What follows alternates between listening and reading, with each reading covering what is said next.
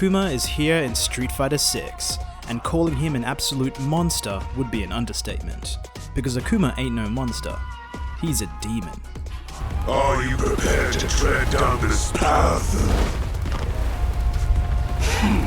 You are a disgrace.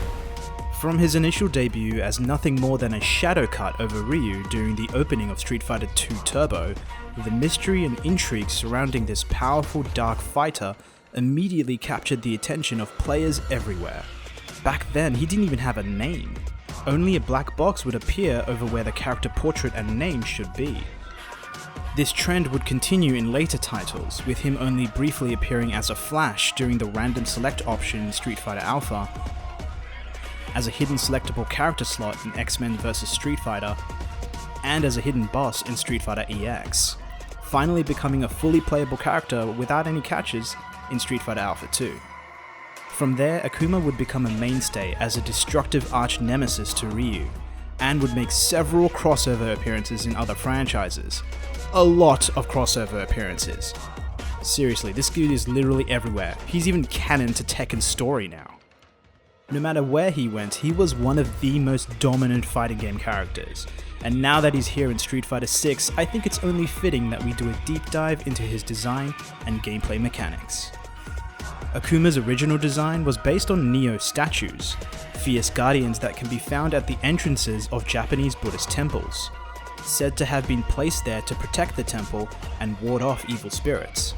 Their demonic features parallels Akuma's, not to mention that he fucking uppercuts one in his intro. There's a lot of Buddhist themes surrounding Akuma. His stage is named after the Buddhist god of hell, Enma. His story depicts him carving miniature statues to memorialize each battle he's fought. This act brings to mind a certain Buddhist tale based on a man named Angulimala, a murderer who, after encountering the Buddha and realizing the error in his ways, built statues in the Buddha's image as atonement for his crimes. Even the contrast between Akuma and Ryu has ties to Buddhism.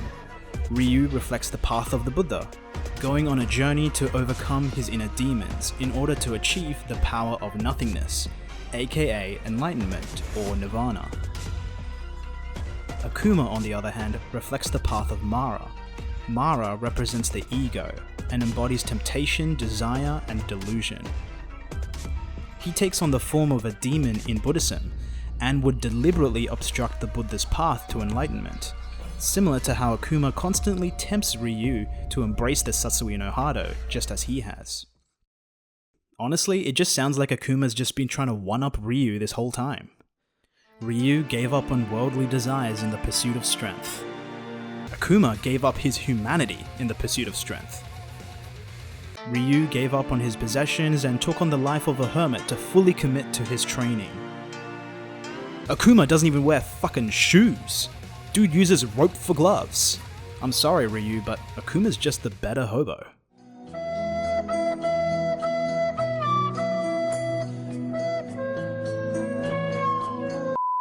The director of Street Fighter 6 stated that they used animals as references for Akuma's design, and it shows. Dude is nothing but muscle. His musculature can be compared to animals with very low body fat, such as horses and big cats, the most obvious one being lions. Akuma has always had lion attributes from the very start. His distinct flattened facial features closely resemble the face of a lion, and his constant search for worthy opponents can be symbolic to that of a lion. Unfortunately, the devs decided to take it literally and made this abomination. What is that? What the fuck is that? Thankfully, they brought the design back to reality in Street Fighter 6. The RE engine serves Akuma's overall aesthetic really well, emphasizing his insane build while giving him actual hair, as opposed to whatever the fuck this sunflower shit was. His top knot has been moved to a more natural position whilst retaining the line mane look. His hair is white in his base form, giving him a ghostly, inhumane quality to his new look, which complements the cinematics of his supers really nicely. The white hair could also be a nod to Shin Akuma, which I go into more detail in another video. His classic look returns for his second costume, complete with white streaks in his red hair. a reference to his appearance in Street Fighter III Third Strike. Ready yourself. Nisutsu. Round 1. Fight! Akuma's idle stance takes after his incarnation in the Street Fighter Alpha series, although this is the highest he's ever raised his right hand, being closer to his face than ever. This may be a nod to Oni in Street Fighter IV, whose idle stance also has him raise his hand much closer to his face. It also further reinforces the lion motif, as if he's flexing his claws ready to strike. When he enters Burnout, Akuma reverts back to his stance in Street Fighter IV.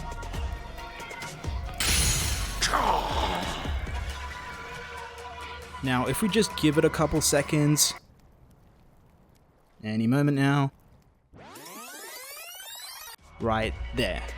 I guarantee you that you will never guess where this unique idle animation for Akuma comes from. Believe it or not, it is a direct reference to the Street Fighter movie tie-in, the most cursed Street Fighter game ever made.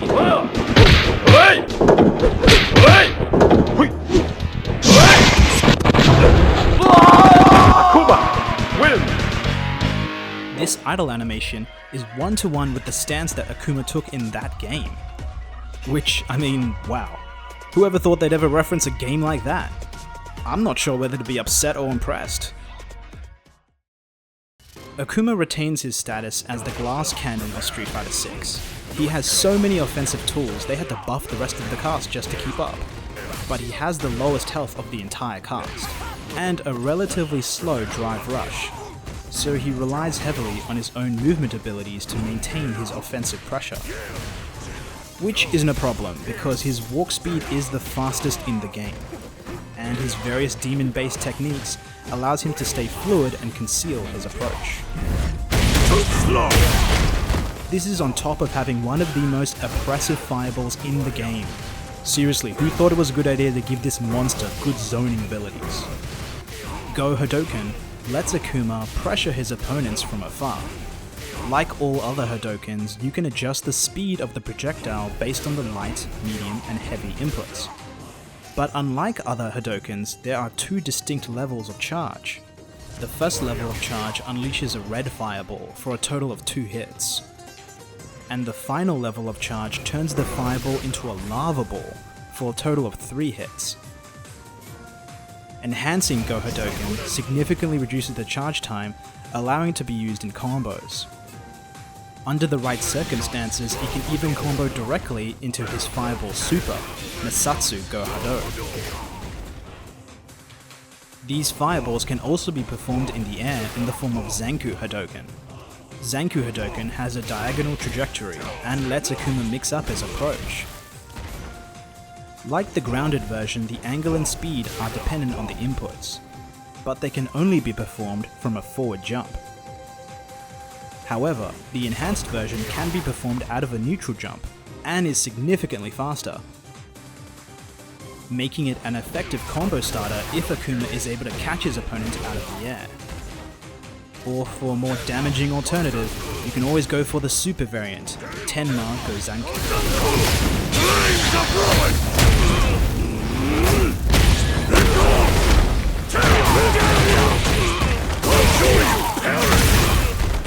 Like the other Shotos, Akuma has access to a Shoryu and a Tatsu. Your light Tatsu will be your primary combo extender, while the heavy Tatsu is almost exclusively used as a combo ender in the corner. Both of the enhanced versions also act as combo extenders. Akuma's Shoryu, on the other hand, is just like any other Shoryu but with a dark flair to it. An effective anti-air and combo ender that, when enhanced, allows Akuma to pile on the damage. Adamant Flame is Akuma's quote-unquote new move. I say this because this isn't new at all. This was taken directly from Tekken 7. Bitch went to a completely different franchise, learnt a new technique and brought it back to Street Fighter. I'm not sure whether that should be considered cheating, but regardless, this is an insane addition to Akuma's arsenal, because it only adds to Akuma's already strong offensive pressure. The light version performs a palm strike that keeps the opponent in place.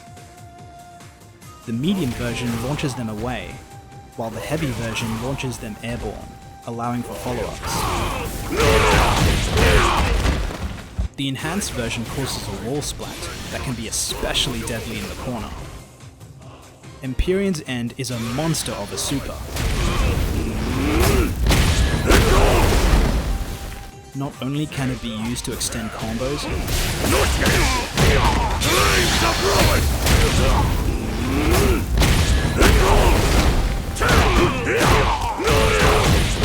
it's an extremely powerful reversal.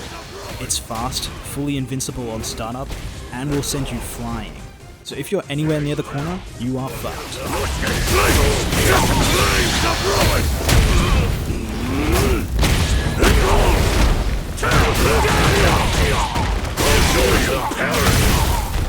And how can we forget Akuma's infamous Demon Raid, more famously known as the Demon Flip. This move truly defines Akuma as the demon that he is, and is about the closest thing you'll ever get to a jump scare in a fighting game. Demon Raid is a movement ability that has Akuma leap into the air with his face shrouded in darkness, leaving behind only a red trail from his eyes. This is potentially a nod to his intro animation in Street Fighter IV. After the initial leap, you have several options at your disposal. By doing nothing, Akuma will automatically perform a low sweep. This can be very effective as a mix-up on knockdown. A punch input has him perform a downward chop, which is an overhead attack that is plus on block. Easily one of Akuma's best pressure tools. A kick input has him perform a dive kick, the angle of which can be influenced based on the input.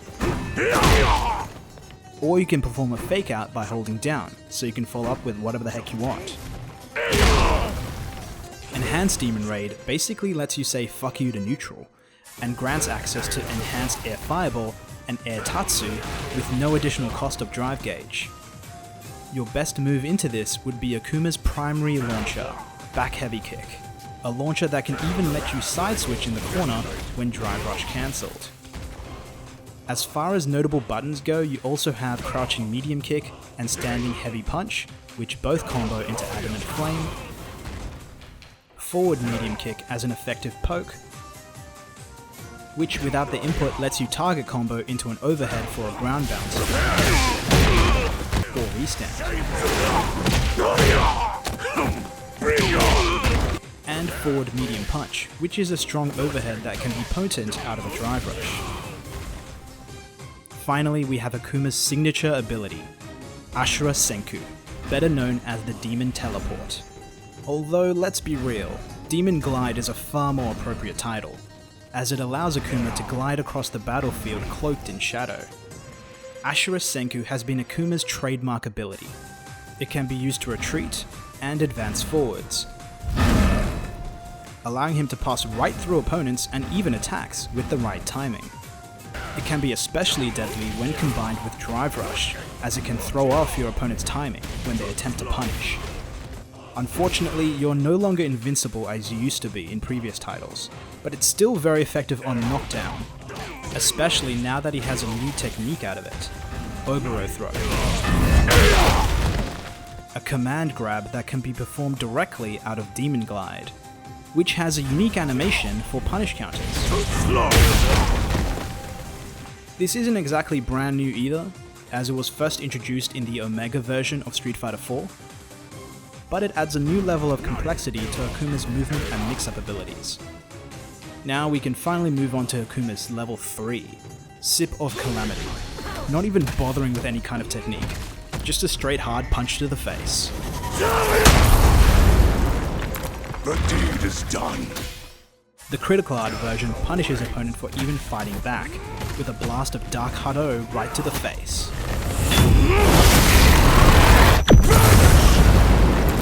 Simpleton. For eagle-eye viewers, the pose he makes at the beginning of this super is the same pose Oni makes during his intro animation in Street Fighter IV. And of course, how can we forget the legendary Shun Gokusatsu, otherwise known as the Raging Demon. Bring this on. Become the demon. Misots. The Raging Demon can only be performed when Akuma is at low health, but can now be comboed into, which makes it even more terrifying, because it acts as a command grab. If you haven't already jumped, it's already too late. I think it's safe to say that this is the ultimate version of Akuma. Regardless of what they do with him in the future, it's gonna be tough to top the pure terror and dominance this fighter exudes in Street Fighter 6, truly cementing himself as Master of the Fist. For more on Akuma, check out these videos.